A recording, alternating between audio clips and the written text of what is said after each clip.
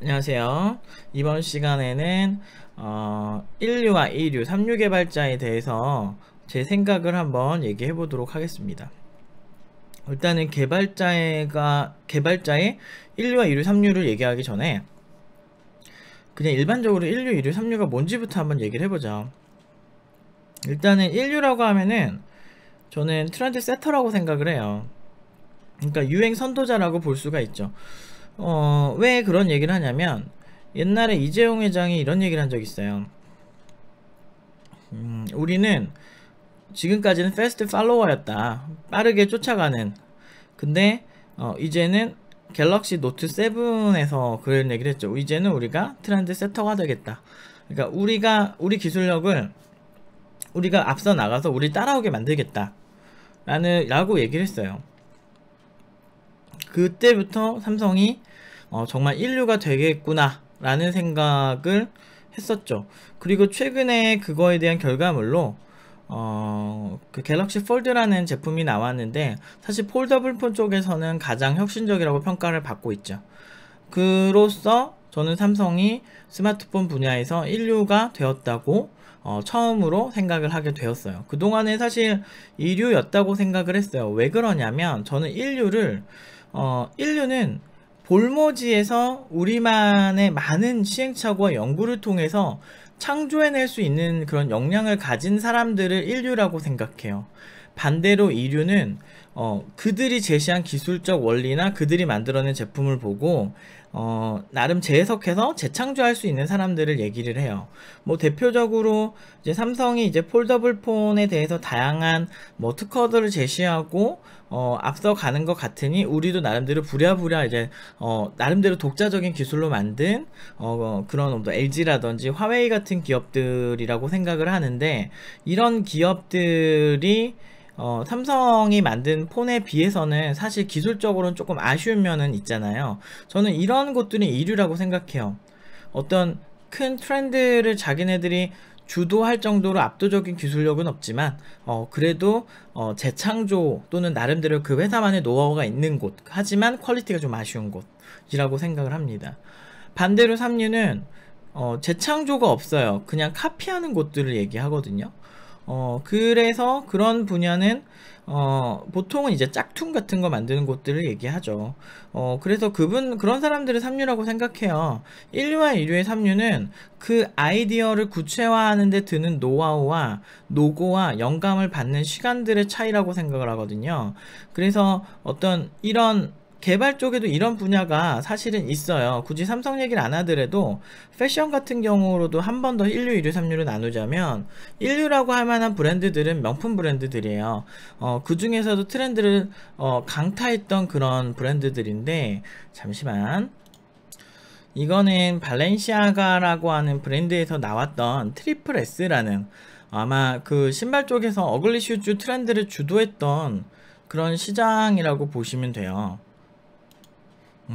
그래서 이런 되게 독특한 신발이 나오고 난 뒤로요, 이제 처음에는 이렇게 못생겼지? 라고 했는데 이게 막상 신으니까 굉장히 이제 그 패션을 좋아하는 사람들에게서는 이거 되게 신박하다, 굉장히 재밌다 라는 얘기가 나오면서 이게 엄청난 이제 발렌시아가라는 브랜드를 띄우는 브랜드가 나와요. 되게 됐어요. 그러면 원래 이제 명품 브랜드였지만 이런 느낌은 아니었어요. 원래 이쪽 브랜드 자체 원래 그러니까 크리에이티브 디렉터가 배트멍이라고 하는 브랜드 스트릿 무드를 가진 그런 브랜드들을 만들었던 사람이었는데 발렌시아, 그의 어떤 뛰어난 그 디자인 역량 때문에 이제 크리에이티브 디렉터로 이제 스카웃이 되게 되고 발렌시아가에서 이걸 만들어서 이제 대박이 났었죠. 불과 한 2년 전쯤인데, 근데 그 이후에 또 이제 이런 어글리 슈즈 열풍이 나오고 이제 새로운 이제 다양한 브랜드에서 나오기 시작합니다. 자, 여기 보시면 어글리 슈즈라는 트렌드가 나오게 되는데, 그러면서 이렇게 요런 식의, 또 아까 그 발렌시아가에서 보여줬던 그 뒤굽이 굉장히 이제 좀 이렇게 돌출된, 사실 조금 투박하고 어글리한 슈즈들의 그 트렌드가 시작이 되면서 별의별 많은 슈즈들이 나와요. 그래서 조금 못생겨도 사실은 좀 괜찮은 그런 트렌드가 이제 시작이 되게 됩니다. 그러면서 별의별 시도들이 많이 시도가 돼요. 그 나름대로 그 루이비통이나 이런 브랜드들에서 나오기도 하는데, 실제로 뭐 잠시만, 요런 식의 퓨마의 썬더라고 하는 이런 제품도 나와요. 그러니까 사실 저는 이런 경우를 어떤 퓨마나 지금 맨 처음 1류는 발렌시아가였다고 생각을 해요. 그리고 2류는 재창조한 퓨마나 이제 다른 어글리 슈즈를 만든 브랜드들이라고 생각을 합니다. 그리고 3류는 그냥 이거 짝퉁 만든 곳들이라고 생각해요. 동대문으로 봤을 때. 아무튼 저는 이런 관점으로 생각을 해요. 왜냐하면 그 아이디어를 생각했는데 굉장히 많은 노고와 어떤 그 미학과 아름다움이라고 하는 그 미학에 굉장히 오랫동안 집중한 인류, 그래서 그 트렌드를 만들어내버린 그 미학을 찾아내서 사람들에게 제시한 명품 브랜드들이 인류일 확률이 높다라고 보고 있는 거죠. 단순히 비싸서 인류라는 게 아니고, 제가 생각하는 인류는 리바이스도 있어요. 왜냐하면 리바이스는 청바지를 만든 곳이거든요. 리바이스라고 하는 청바지가 처음에 나오게 된 이유는 광부들의 부인들이 바지가 금방, 그러니까 1900년대 초, 800년대 후반년대 초였는지 기억은 안 나는데, 광부들이 바지가 금방금방 일하다 보면 거치니까, 일이 해지니까 좀 강하게 해지지 않는 바지를 만들어 달라 하니까 폐천 같은 거 있죠. 그런 걸 가지고, 짱짱한 그런 천을 가지고 바지를 만들던 게 시초가 됐어요. 그래서 정확히 말하면 리바이스 스트라우만이라고 하는 그 리바이스, 뭐 아무튼 스트라바 잘 모르겠다 그 뒤에는. 근데 아무튼 그 리바이스라고 하는 사람이 그 사람이 만든 건 아니고, 그 사람은 이제 투자자 이름이에요, 리바이스는. 그래서 그 원래 디자이너가 그거를 만들다가 지금의 우리의 청바지가 나온 거예요. 저는 그래서 리바이스라고 하는 브랜드도 인류라고 보고는 있어요. 그 당시, 지금 이제 잘 안 나갈 뿐이지. 이제 그런 것들 있어요. 그리고 샤넬 같은 경우도 이제 여성들이 많이 메고 있는 체인, 이렇게 숄더로 매는 이런 것들, 뭐 체인백들, 이런 거를 새로운 디자인들이나 관점을 제시했다는 점에 있어서, 그런 점에 있어서는 인류라고 생각을 하고 있어요. 단순히 가격의 문제가 아니라는 거죠. 자, 그러면 이번엔 개발자로서 관점을 한번 돌려봅시다. 제가 생각하는 1류 개발자와 3류 개발자는 사실은 개발자라는 게 굉장히 복합적인 직업이기 때문에 관점에 따라 다를 수 있다고 생각해요. 그래서 일단 보편적으로 좀 생각을 해보고 정리한 건, 개발자가 필요한 이유에 제대로 집중할 수 있는 개발자라고 첫 번째 생각을 해요. 그 이유는 개발자가 필요한 포지션이 굉장히 여러 가지가 있어요. 예를 들면 우리 회사는 SI 회사야, 고객과의 일정이 굉장히 중요한 회사다 라고 한다면, 그 일정적인 측면에서 고객에게 최대한 피해가 안 가면서 그 일정이라고 하는 최우선순위에 집중할 수 있는 개발자라고 생각을 해요. 그리고 그 집중하는 프로세스에 있어서 고정관념이 없이 우리 회사에 특화된 판단을 할 수 있는 개발자라고 생각해요.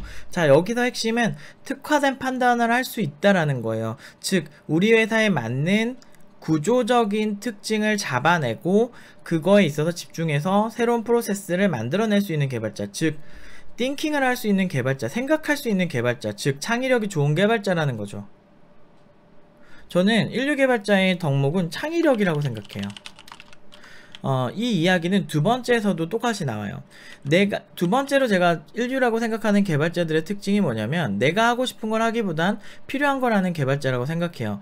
그러니까 사실 저는 외골수 개발자를 굉장히 싫어하는데, 그 외골수 개발자들이 싫은 이유 중에 가장 큰 이유가 뭐 커뮤니케이션이 안 되거나 뭐 이런 문제도 있긴 있어요. 근데 그것보다 자기 세계관도 강하고 말도 안 통하고 말수 한마디도 안 하고 뭐 다 좋아, 밥 빨리 먹고 뭐 이런 것도 다 좋아, 뭐 이해할 수 있어요. 그런데 가장 힘든 게 뭐냐면, 지금 우리 회사에서 지금 지향하는 점이 있어요. 예를 들면 기술 기반이면 지금 이런 기술적 고도와 경쟁사에 비해서 우리가 좀 더 빠른 속도를 낸다든지, 아니면 높은 보안도를 가진 제품을 생산해낸다든지, 아니면은 높은 정확도를 가진 기술적 우위를 점해야 되는 회사인 경우에는 기술에 집중하는 게 맞아요.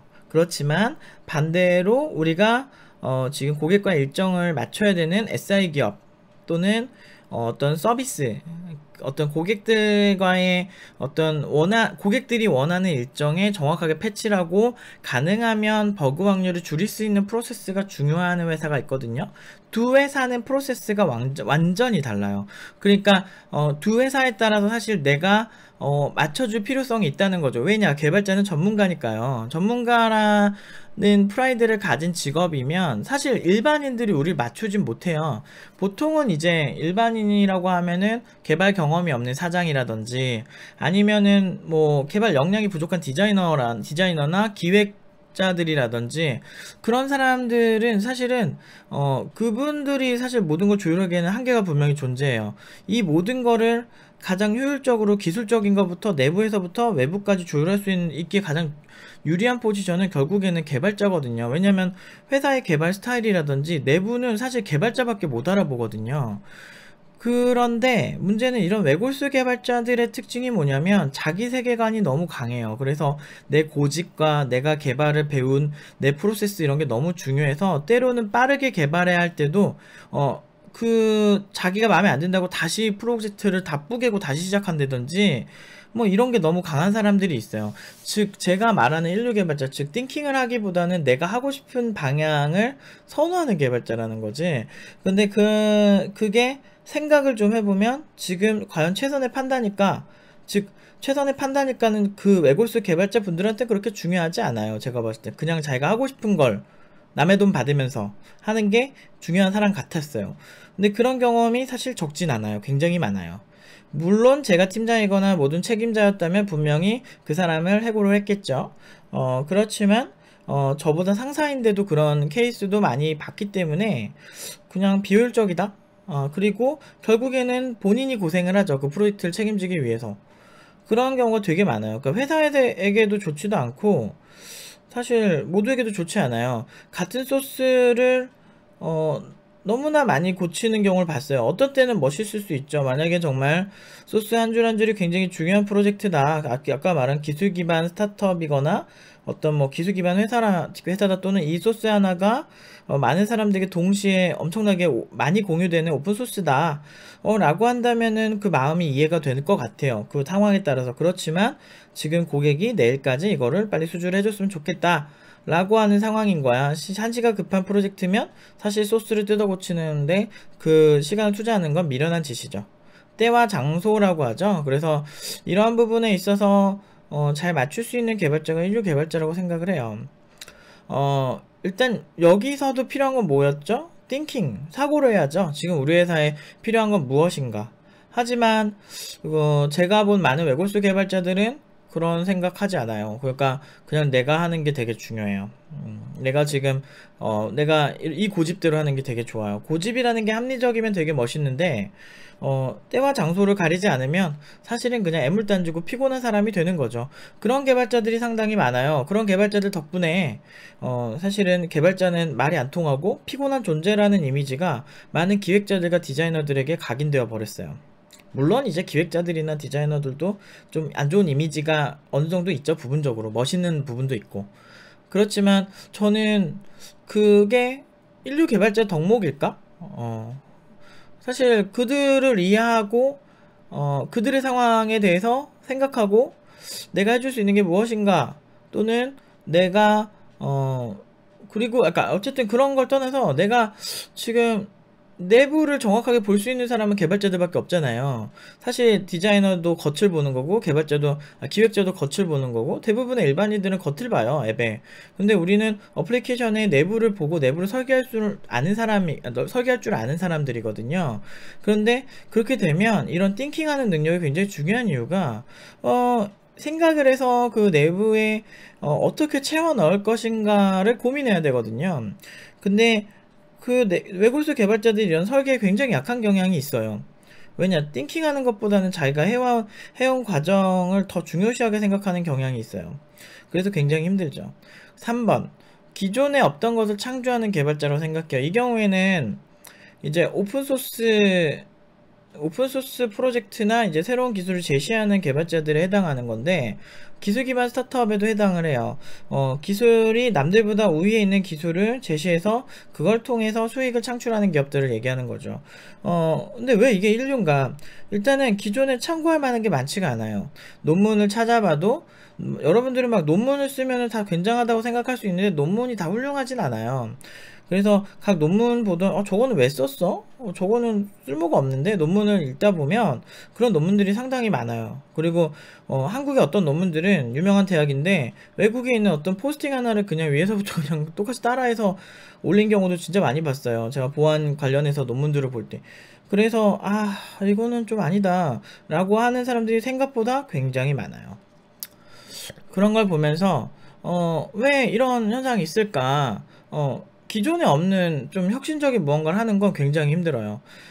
카피는 굉장히 쉬워요, 사실은. 카피는 아까 옷을 카피하는 거는 기술만 있으면 다 카피할 수 있어요. 반대로 내가 새로운 걸 제시하는 건 영감부터 받아야 돼요. 그 영감을 받으려면 창의성이 굉장히 많이 필요하거든요. 그리고 그거를 시행착오하면서 도전해서 만들어내야만 하죠. 그렇기 때문에 인류들이 존중을 받는 거라고 생각을 해요. 기존에 없던 것을 창조하는 거는 결국엔 여기도 창의력이 필요한 거예요. 즉 무슨 얘기냐면 인류와 첫 번째, 두 번째, 세 번째 모두 창의성이 필요해요. 내가 상대방을 맞춰줄 때도 띵킹하는 게 필요하고 막 또 내가 우리 회사에 필요한 거, 또는 내가 내 포지션에서 최선인 거, 그리고 우리 회사에 필요한 거라는 것도 사실 우리 회사는 어떤 정체성을 갖고 있는가, 즉 나는 우리 회사가 개발자가 100명일 때랑 우리 회사가 개발자가 3명일 때랑은 완전히 다른 제스처를 취하는 게 맞거든요. 또 내가 팀원일 때랑 내가 간부일 때랑은 좀 다른 제스처를 취하는 게 맞는 거고, 결국엔 그때그때 최선을 선택하는 능력이, 사실은 이거는 개발을 떠나서 어떤 직업이든 필요한 것 같아요. 그런데 개발자라고 하면 기술과 창의성을 같이 가져가야 되는데, 아까 말씀드린 것처럼 기존 외골수들은 그런 외골수적인 사상으로 그 띵킹하는 거를 잘 하려고 하지 않아요. 근데 이거는 사실 직업적 특성인데, 우리가 하려는 개발 자체가 워낙 난이도가 높고 전문 기술이기 때문에 그거에 집중하고 트렌드를 쫓아가기도 바쁜 거야. 사실 그게 이해가 안 되지는 않아요. 하지만 그 중에서 그 개발자들, 그 똑똑한 개발자들 사이에서도 더 뛰어난 개발자가 된다고 한다면 이 띵킹하는 능력을 놓아서는 안 돼요. 왜냐하면 이것 때문에 굉장히 많은 차이를 내는 경우가 많기 때문이죠. 그래서 제가 인류 개발자에 대한 기본 덕목이라는 주제로 또 얘기를 한번 해볼까 해요. 새로운 기술을 창조하는 포지션이라면 창의력이 필요해요. 아까 말씀드린 오픈소스를 주도하거나 아니면은 새로운 기술 기반 스타트업은 기존에 없던 방식의 새로운 더 효율적인 방식을 찾아내는데 집중해야 하죠. 그럴 때 뭐가 필요하다? 창의력이 필요하다.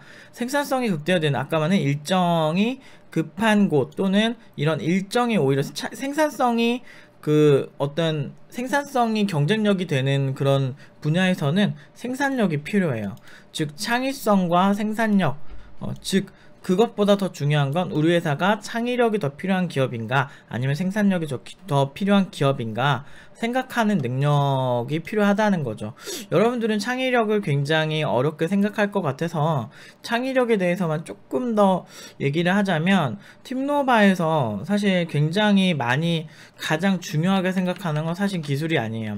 그러니까 많은 사람들이 팀노바 너네 개발 진짜 잘하고 그러니까 너네들은 굉장히 높은 고도화된 기술력을 갖고 있겠구나 생각을 하는데, 글쎄요, 남이 이렇게 만들어 놓은 기술을 보고 매뉴얼을 보고 그거를 달달달달 읊는 거 사실 그렇게 어려운 거라고 생각 안 해요. 물론 이제 그 기술 자체가 복잡하고 본질 자체가 좀 아는 게 많아야만 이해할 수 있기 때문에 선행학습은 분명히 필요해요. 그리고 그 정도 수준이 안 되는 개발자가 많은 것도 사실이고요. 근데 그렇지만 어느 정도 수준이 되면 그냥 그러려니 해요. 그러니까 왜 공부하면 아는 거구나. 근데 이번에 저희가 이제 팀노바에서 굉장히 혁신적인 많은 도전을 하고 있습니다. 특히나 응용 2단계에서 굉장히 저 너무 보여드리고 싶은데 아직은 보여드릴 수가 없는 굉장한 팀 프로젝트들이 있어요. 나중에 보시고 깜짝 많이 놀라실 거라고 저는 감히 단언을 합니다. 그런 프로젝트들이 있는데 제가 최근에 굉장히 우울했어요. 원래 제가 좀 성향 자체가 좀 우울해요. 우울한 편이고 비관적이에요, 굉장히. 그런데 제가 어저께는 좀 행복했어요, 수업을 하면서. 그러니까 어저께 정확히 말하면 토요일이죠. 왜냐면 학생들의 창의성이 발현된, 정확히 말하면 저의 창의력, 창의성이 발현된, 그런 상황을 가르쳐 줄 수 있었기 때문이에요. 아직 그러니까 어떤 기술을 보고 그걸 분석을 해내서 카피를 하는데도 분명히 많은 창의성이 필요하거든요. 즉, 아니면 그것보다 더 빠른 무언가를 만들어내는 데는 정말 많은 창의성이 필요해요. 그래서 학생들에게 기술을 바라보고 이걸 이런 그러니까 학생들이 한 4주 동안 하는데도 너무 뜬구름 잡는 경우가 되게 많았어요. 그런데 제가 보다 못해서 그냥 내가 말한 대로 한번 해볼래? 라고 해서 이렇게 해봐 하니까 한 주 만에 엄청난 아웃풋을 가져왔어요. 그러니까 우리 학생들은 여기서 한 7, 8개월만 배워도 사실 개발 오지게 잘해요.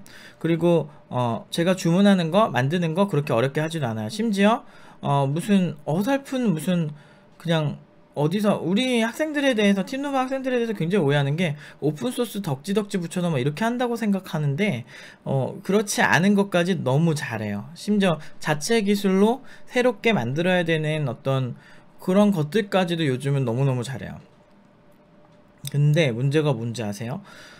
본인들이 내가 이렇게 원리에 대해서 칠판에 하나하나 그리고 그 원리들을 알려줬을 때는 그냥 딱 듣고서 끄덕끄덕 하더니 다음 주에 금방 만들어 와요. 너무너무 잘해요. 그런데 문제가 뭐냐면 그런 띵킹을 못해요. 생각을 못한다는 거지. 그러니까 사실은 어떤 기술을 예를 들면 우리가 이거 인형을 만드는 기술이 있다고 칩시다. 이게 기존에 나온 기술이 있는데 효율성이 좀 떨어져. 근데 팀노바에서 팀 프로젝트를 하려면 이것보다 더 높은 수준의, 높은 속도를 가진 인형 만들기 알고리즘을 만들어야 된다라고 목표가 생겼다고 합니다. 그러면 이것보다 더 좋은 걸 만들기 위해서는 사실 업계에 있는 인형 만들기 알고리즘을 찾아보면 절대 이걸 이길 수가 없어요. 안 그럴까요? 그리고 무료로 풀리고 누구나 볼 수 있는 논문 수준에서 나올 수 있는 그런 방식으로는 절대 이 인형 만들기 기업을 이길 수가 없어요. 기존에 있는 기업의 기술을. 그러면 이걸 이기려면 어떻게 해야 되냐? 우리만의 독자적인 인형 만들기 알고리즘이 필요해진다는 거죠. 자, 여기서 뭐가 필요할까요? 공부해서 될까요, 과연? 절대 되지 않습니다. 많은 분들이 착각하시는데 공부라는 거는 남이 해놓은 지식을 습득하는 영역까지만이라고 생각을 하세요. 근데 그거는 해봤자 이류까지예요. 솔직히 말하면 있는 알고리즘 그대로 갖다 써서 똑같이 만드는 거 삼류예요. 짝퉁 만드는 거랑 뭐가 달라? 우리는 명품이랑 동일하게 만들 수 있는 기술력은 가지고 있어요. 맞아. 팀노바 친구들도 우리 개발 기술력은 똑같이 가지고 있어요. 코드 짜라고 하면 우리 다 짤 수 있어요. 맞아요. 굉장히 잘해요. 저 정말 많이 제가 가르쳤지만 애들이 정말 기특할 때가 정말 많아요. 뭐든 다 잘하더라고. 미화하는 게 아니고 정말 하는 거예요. 그냥 시키면 그냥 해요. 원리만 알려주면. 뭐든 해요. 뭐든. 정말 재밌어요. 그래서 너무 좋아요. 그런데 사실 저 사람 또는 저 대학에서 나온 논문을 그대로 베껴서 비슷한 알고리즘으로 원리도 똑같이 짜는 게 과연 인류일까요?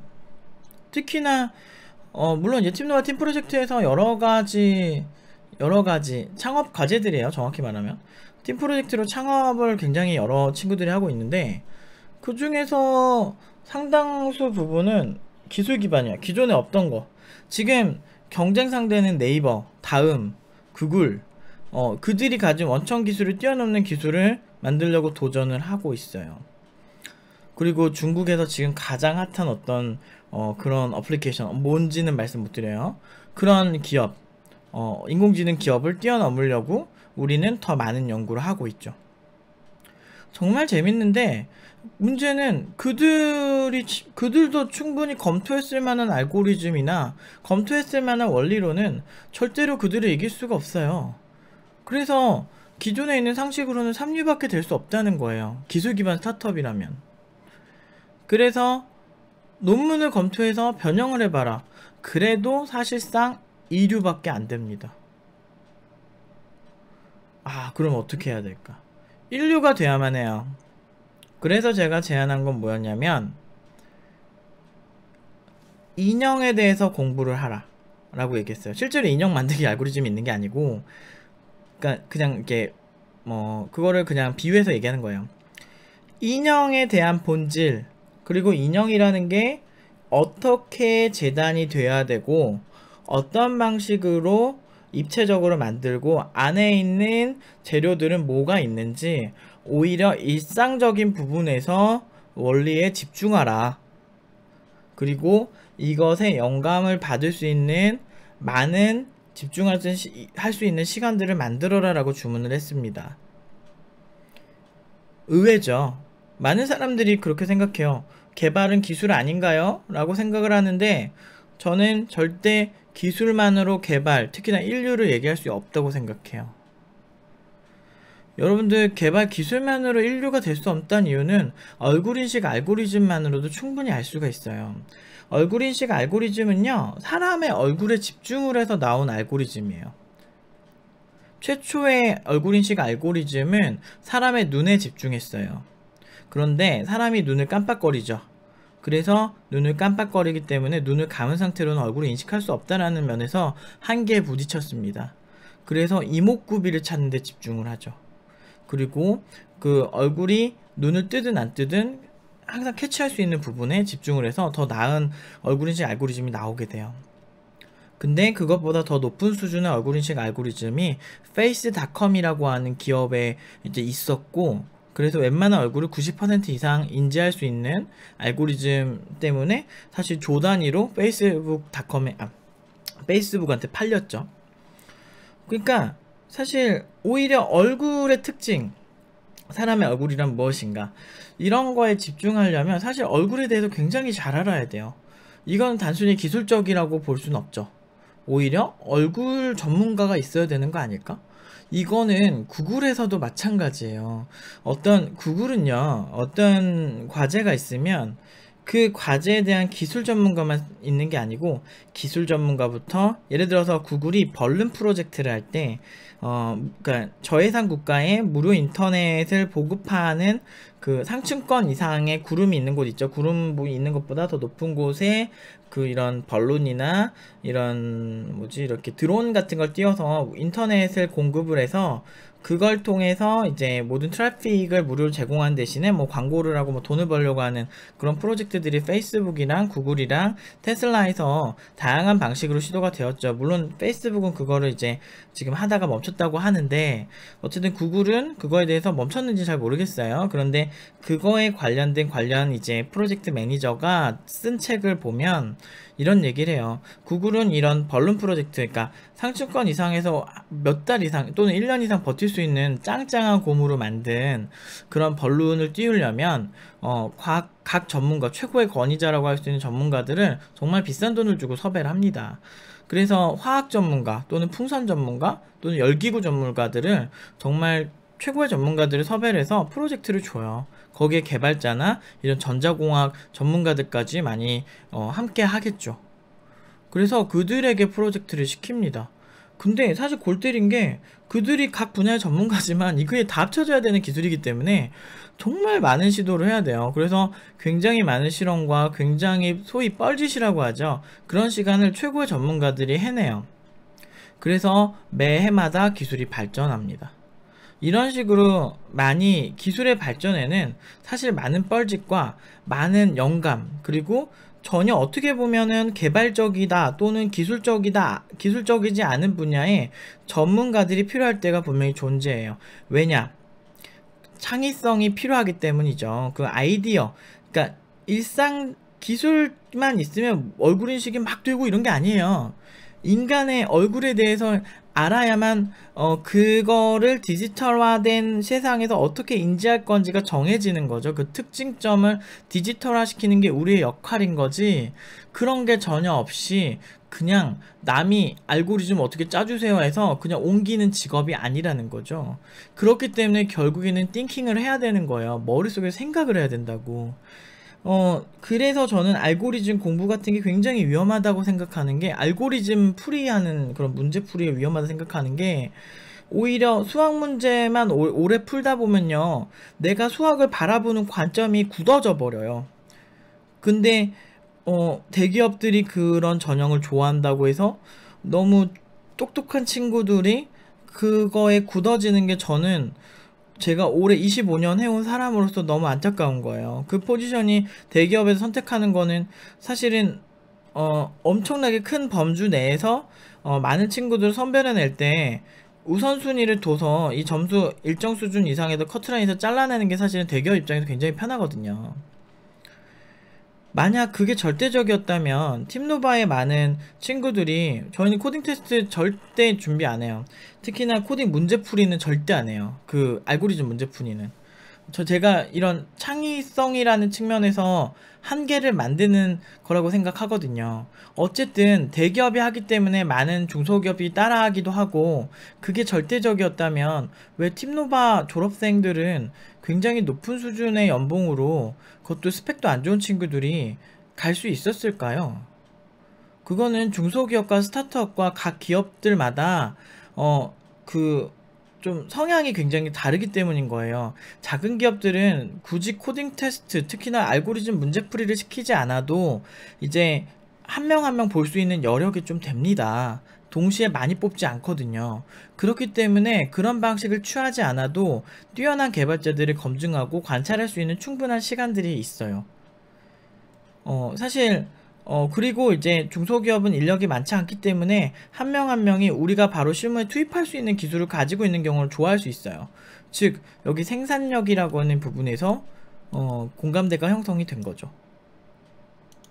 사실 굉장히 많은 개발자들을 저는 무시를 해요. 왜냐면 너무나 관점이 다르거든요. 그리고 모든 개발자들이 잘하는 건 아니니까. 그래서 많은 개발자들이 저에 대해서 그렇게 좋지 않은 생각을 하는 것도 굉장히 잘 알고 있어요.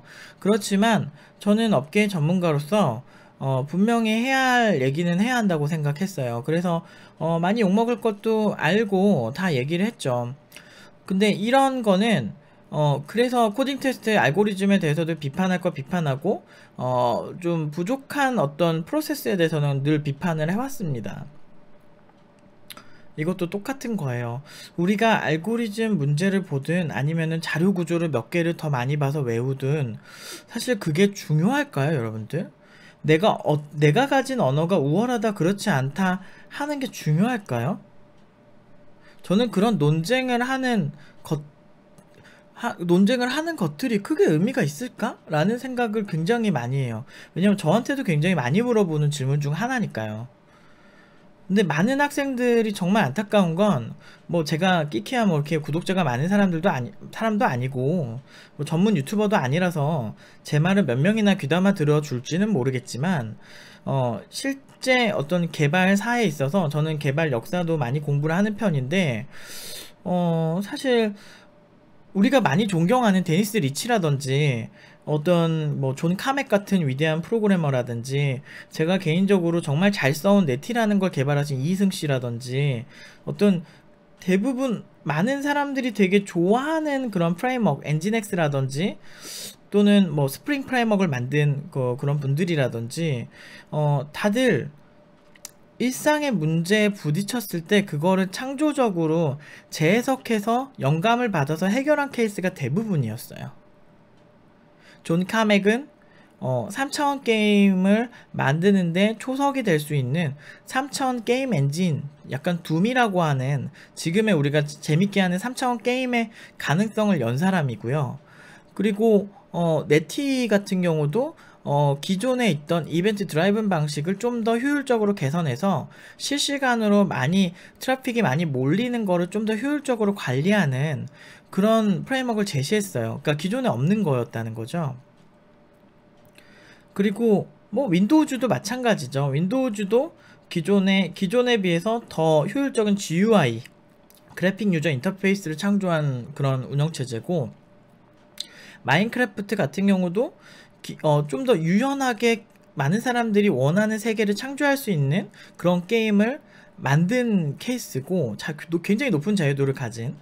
근데 그런 거에 있어서 롤모델이 분명히 존재할 수 있었을까? 존재했다면 과연 그것들이 더 많이 인정을 받을 수 있었을까라는 측면에서 저는 아니라고 보는 거죠. 여러분들이 정말 세상을 바꾸는 개발자, 정말 뛰어난 개발자가 되고 싶다면 이런 관점도 한번 생각해 보셨으면 좋겠어요. 여러분들이 많이 존경하시는 분들이 다 그런 어떤 일상에서 나올 수 있는 높은 수준의 영감을 받았다. 즉 창의성이 기반이 된, 기술력과 창의성이 기반이 된 그런 개발자 분들이었다라는 거죠.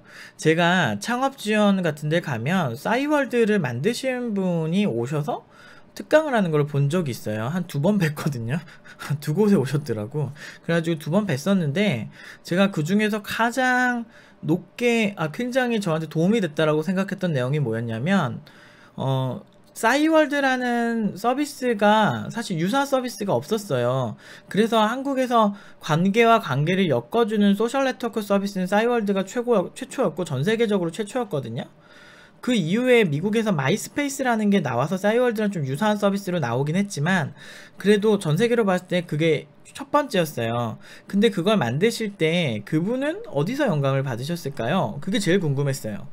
근데 말씀하시는 게 도서관에 갔는데 우연히 그 사람과 사람의 관계에 대한 책을 읽으셨대요.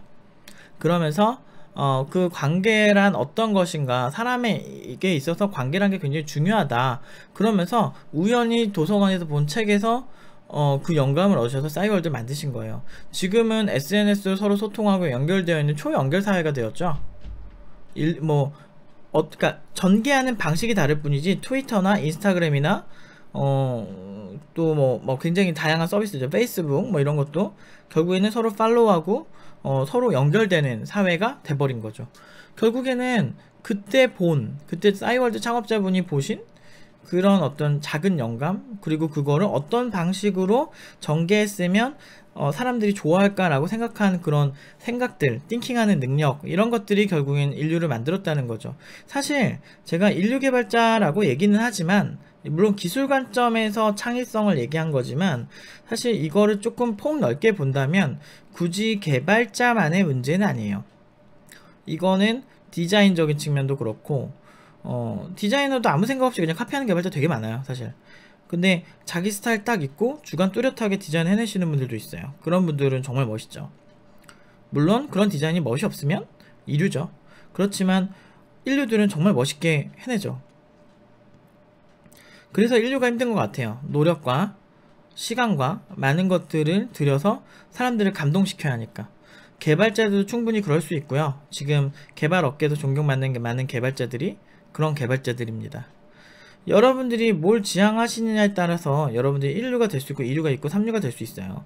제가 역사적으로 많은 걸 개발하신 되게 존경하는 개발자분들을 오래 관찰해 본 결과 제가 내린 결론은 개발자한테 가장 필요한 것, 특히나 인류 개발자한테 가장 필요한 건 기술력도 필요하고 모든 게 필요하지만 가장 1순위는 생각하는 능력, 그 중에서 우리의 처한 현실에 대한 문제를 정확하게 해결할 수 있는 창의력이라고 생각을 해요.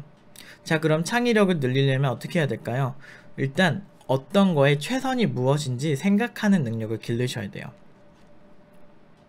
잠깐 멈추고, 어떤 상황에 있을 때 잠깐 멈추고 그 상황에서 최선을 선택하는 능력이 필요하다는 거죠. 이 능력은 굉장히 오랫동안 훈련이 필요합니다.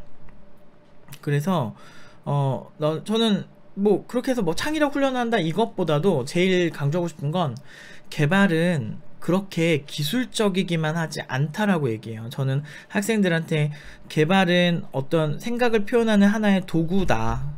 기술은 그런 도구일 뿐이고 그런 생각하는 거를 표현할 때 이런 기술적으로 이걸 표현한다는 건 여러분들이 개발자는 하나의 예술가이기도 하고 어떤 엔지니어이기도 하고 사실은 굉장히 다양하게 해석될 수 있다라고 저는 학생들한테 가르칩니다. 여러분들도 생소하겠죠. 개발자는 예술가다? 라는 게 굉장히 생소하실 수 있겠지만 저는 그냥 표현하는 수단의 차이일 뿐 예술엔 경계가 없다고 생각을 합니다. 여러분들이 개발하는 것에 좀 더 프라이드를 가지고 그리고 여러분들의 생각을 정확하게 전달할 수 있고 그리고 그 어떤 띵킹하는 능력을 버리지 않는다면 여러분들은 충분히 인류가 될 수 있다고 생각을 해요. 이런 얘기를 하는 사람들이 많지 않다는 건 알고 있고 다들 기술 하는 거 알고 있습니다. 하지만 정말 제가 몇 명에게 영향을 줄 수 있을지 모르겠지만 제가 본 세계는 이랬어요. 여러분들이 지향하는 게 어떤 것일지 모르겠지만 나름대로 업계에서 잘 나가기도 했었고, 그리고 제가 이런 면들을 강조한 많은 배출해낸 개발자들도 지금 굉장히 잘 나갑니다. 사실 이런 방법도 하나의 방법으로 먹힐 수 있는 거예요. 기존에 가지고 있던 고정관념을 깨시고 조금 더 여러분들의 생각을 자유롭게 표현할 수 있는 그런 개발자가 되시면 제가 봤을 때는 더 인류 개발자에 가까워질 거라고 생각을 합니다. 물론 주변에서 여러분들이 그렇게 하고 싶어도 많은 곳들에서 너 지금 뭐 하는 거야? 라고 하면서 태클을 걸 수도 있고 분명히 한계는 있을 수 있을 거라고 생각을 합니다. 저 또한 그렇게 많이 이렇게 많이 대립도 했었고 뭐 그렇게 하긴 했지만 결국엔 오랜 시간이 지나면 자기 스타일을 찾을 수가 있어요. 그리고 그게 좋은 결과로만 나온다면 얼마든지 수용될 수 있습니다. 원래 복종에도 신입 때랑 그냥 경력 한 3년차 때까지는 그냥 조금 고달퍼요. 복종해도 고달프고 반항해도 고달프고 미숙해서 고달프고 그런 시기예요. 그렇기 때문에 여러분들이 한 10년 단위로 여러분의 방향성을 좀 이런 식으로 다 보셨으면 좋겠어요. 제가 나중에 기회가 된다면 개발과 예술에 대해서 좀 더 많이 집중하고 재밌게 볼 수 있는 여러 가지 컨텐츠들을 좀 준비해서 여러분들이 개발자는 예술가일 수도 있구나 라는 생각, 개발자가 이제는 엔지니어가 아닌 개발자가 과학자이기만 하지 않은 사이언티스트나 컴퓨터 사이언티스트나 아니면은 컴퓨터 엔지니어가 아닌 컴퓨터 아티스트가 될 수 있다라는 거를 나중에 한번 좀 시간이 날 때 좀 여러 가지 전시회나 여러 가지 작품들을 좀 찾아서 여러분들과 함께 얘기 나눌 수 있는 시간을 가질 수 있었으면 좋겠어요. 물론 이제 창의성이라서 모두 예술이라는 게 아니에요. 그냥 일상에 있는 문제를 해결하는 방식이 띵킹이 기반이 된다면, 생각하는 것이 기반이 된다면, 그리고 그것이 어떤 독자적일수록 더 인류에 가깝겠죠. 뭐 독자적이 아니어도 사실 상관은 없는데 그래도 그 문제를 해결하는 과정이나 이런 것들이 굉장히 더 적재적소가 있고 그리고 나의 생각이 굉장히 강하게 받아들여진다면 저는 그런 사람들은 인류라고 생각합니다. 그런 연산을 기초 또는 초보 때부터 하는 것이 굉장히 유리하고, 만약에 그런 생각을 안 하고 무슨 알고리즘이 있다 라고 하면 그냥 어디 가서 그냥 복사 붙여넣기만 하는 프로세스가 익숙한 개발자가 된다면 그렇게 10년 하시면 나중에 못 고쳐요. 그러니까 가능하면 더 초보 때, 그리고 지금 경력이 많으셔도 지금 최선은 무엇일까 라고 생각을 하면서 또는 역사적 사실이나 이런 부분들에 대해서 검증하는 개발 프로세스로 바꾸신다면 저는 여러분들이 충분히 인류가 될 수 있다고 생각합니다. 인류는 사실은 비싸야만 되는 것도 아니고 고연봉이어야만 되는 것도 아니고 그런 프로세스에 있다고 생각을 해요. 그래서 가끔은 제가 가르친 제자들이기도 하지만 제가 봤을 때도 너무 멋있는 친구들이 있어요. 그런 개발자들 보면 저도 나도 열심히 해야 되겠다. 나도 저 친구 너무 멋있는데 그러면서 사실 어떤 경의를 표할 때가 있죠. 너무너무 잘했다고 박수 한번 쳐달라고 뭐 이렇게 해가지고 정말 찬사를 보낼 때가 있어요. 아무튼 말이 새벽이라 센치해져서 좀 말이 길어졌는데 팀노바의 행보도 많이 기대해주세요. 팀 프로젝트 하면서 너무너무 재밌어요. 너무너무 힘들어하는 걸 보이는데 너무너무 멋있고 너무너무 재밌는 일들이 많이 일어나고 있어요. 제가 실시간으로 보여드리기가 기업 비밀이니까 그 친구들 이제 창업하기 전까지는 그러니까 개발 그 어플리케이션이 공개되기 전까지는 창업 아이템이니까 제가 말씀드릴 수 없어서 좀 아쉬운데 한 4, 5개월만 기다려주시면 너무너무 재밌고 혁신적이고 그런 서비스들이 나올 거라는 거 기대 많이 해주셨으면 좋겠어요. 그리고 그 친구들이 만드는 어플리케이션의 그 모든 과정들 이런 것들도 나중에 그 친구들 모아서 인터뷰를 하면서 많은 얘기를 나눌 테니까 기대를 많이 해주셨으면 좋겠어요. 저희는 개인적으로 이게 그냥 단순히 팀노바 스타일로 가기보다는 기존 방식에서 개발은 너무 기술적이고 차갑고 딱딱하고 수학적이고 그렇게만 받아들여진 친구들이 아 이렇게도 해석할 수 있구나, 아 굉장히 흥미로운 분야구나 라고 생각을 바꿨으면 좋겠어요. 그런 소망으로 이런 영상을 만들어 보았습니다. 사실 너무 제가 수사생이라 말이 좀 길어졌는데 제가 하고자 하는 표현은 사실 이것보다 훨씬 긴데 그게 아쉽긴 한데 어쨌든 여러분들에게 하나의 그러니까 뭐 크게 영향을 못 미쳐도 여러분들의 개발 인생에 어느 정도 좀 영향을 미쳤으면 참 좋겠습니다. 아니면 뭐 공감이 안 되시더라도 아 저렇게도 생각할 수 있구나, 뭐그 정도만 해주셔도 참 좋을 것 같아요. 아무튼 오늘은 여기까지 말씀드리도록 하겠습니다.